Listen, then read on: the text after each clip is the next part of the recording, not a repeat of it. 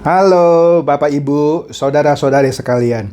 Bersama saya lagi, Chandra Teja dari channel Kristen Ngakunya.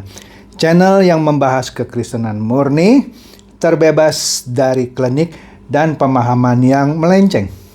Bagi Anda yang belum subscribe channel saya, silakan subscribe channel saya, tekan loncengnya agar Anda dapat notifikasi setiap kali saya mengupload video-video saya. Oke, pada kesempatan kali ini pastinya saya akan membahas lagi sebuah topik yang menarik, yaitu Kristen tumbang rebah. Apa itu Pak Kristen tumbang rebah? Ya maka dari itu, ikuti video ini sampai habis, jangan di skip supaya Anda mendapatkan penjelasan yang komprehensif. Begini.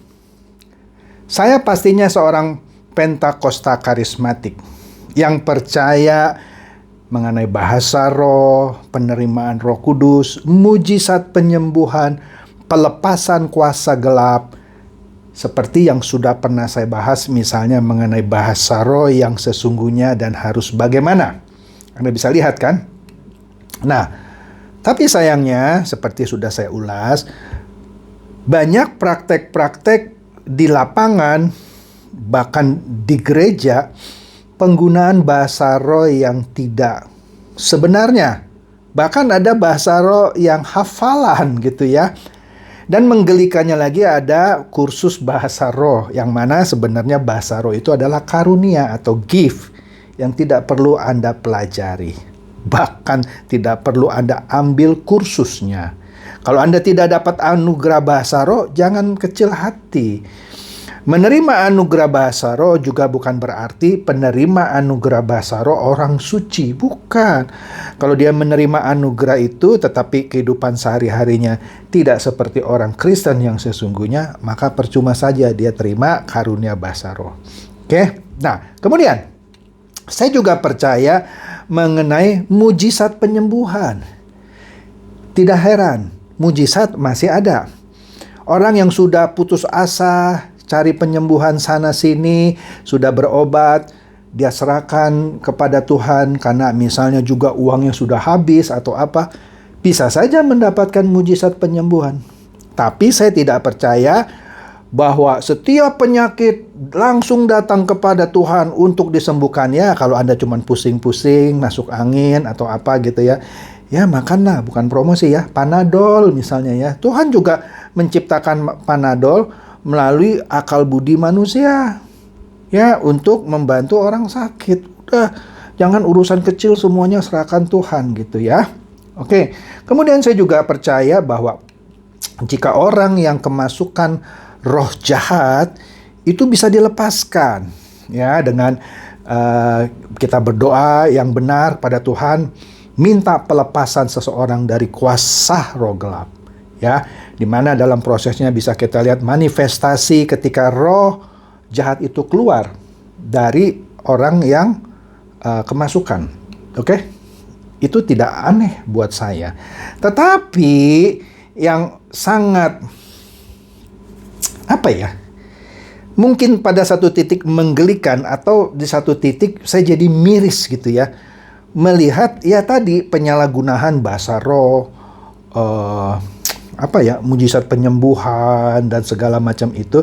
Dan yang paling sangat membuat saya miris adalah praktek tumpang tangan membuat orang rebah.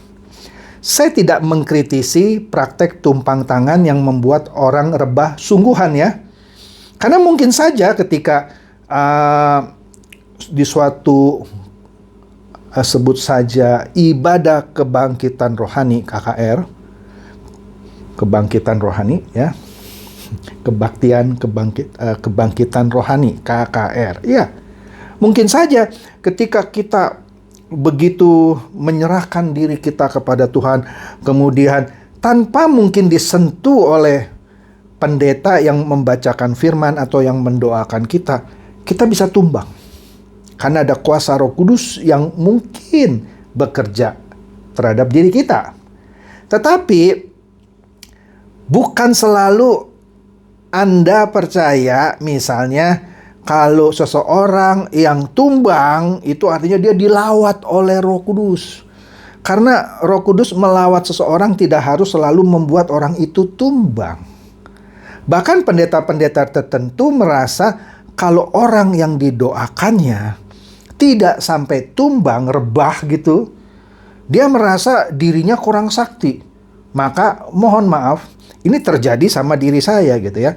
Satu ketika ada suatu ibadah KKR, kemudian sang pendetanya memanggil jemaat yang mau didoakan, yang punya beban atau apa. Ya kebetulan saya ada masalah waktu itu, ya sudah saya maju ke depan. Kemudian satu persatu orang yang ada di depan mimbar itu didoakan sama pendeta itu.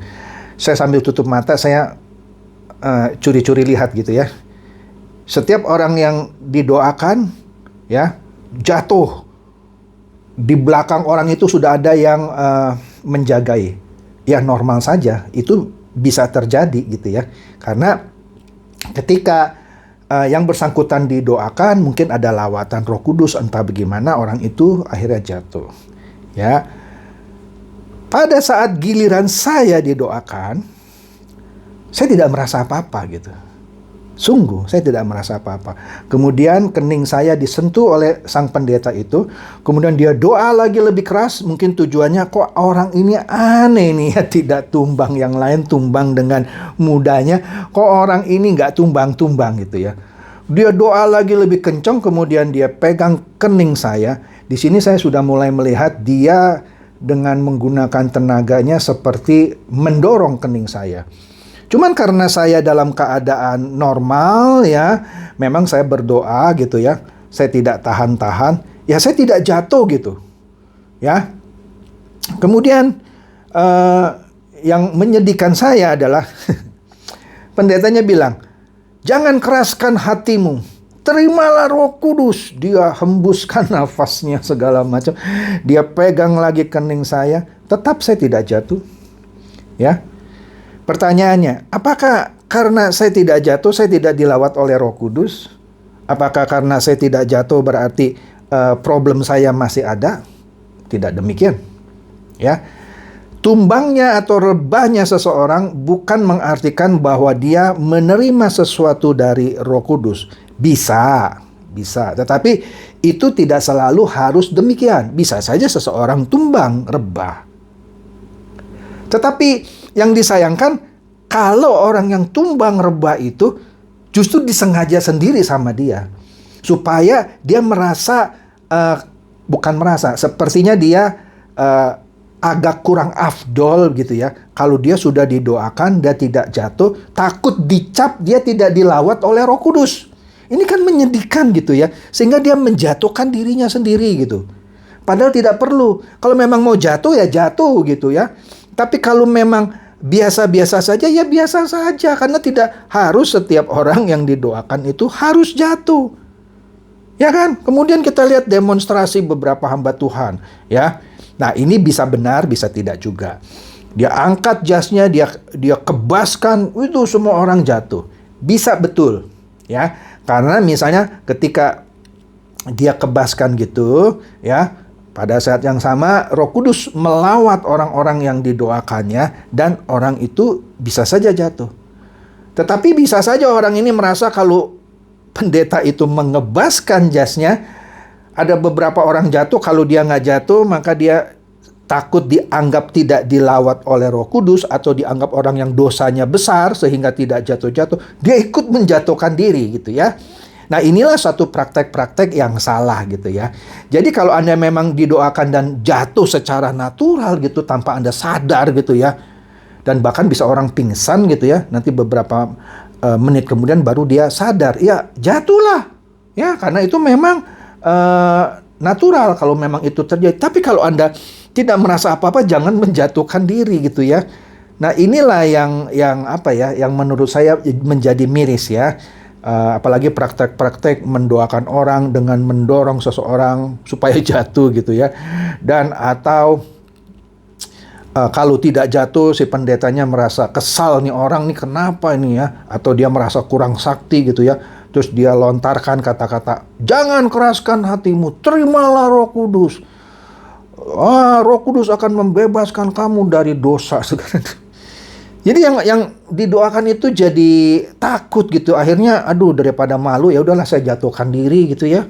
Nah, inilah praktek-praktek yang salah gitu ya. Intinya ritual tadi tumbang rebah itu ya kan tidak menghasilkan buah roh apapun begitu saja.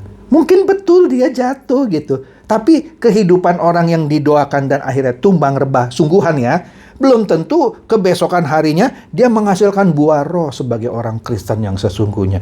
Dan hidup kudus. So, buat apa dia tumbang rebah? Jadi tidak terlalu penting soal harus tumbang atau rebah gitu. Yang penting adalah dia harus hidup berbuah dalam kehidupannya sehari-hari. Dia menghasilkan buah roh karena pengenalannya akan firman Tuhan yang benar. Pertanyaannya, apakah Anda masih suka menjadi orang Kristen tumbang rebah yang kalau didoakan harus menjatuhkan diri? Kalau ya, kalau itu Anda buat-buat, maka Anda harus bertobat. Dan jika Anda juga mengkhotbahkan sesuatu atau Anda mendoakan sesuatu dan Anda harapkan orang harus jatuh ketika Anda doakan, Anda juga harus bertobat. Karena Roh Kudus tidak bekerja secara demikian. Oke? Demikian saja, semoga ini mencerdaskan dan mencerahkan. Silakan share video saya ini kepada teman-teman, sahabat, atau kerabat supaya mereka juga boleh tercerahkan. Shalom.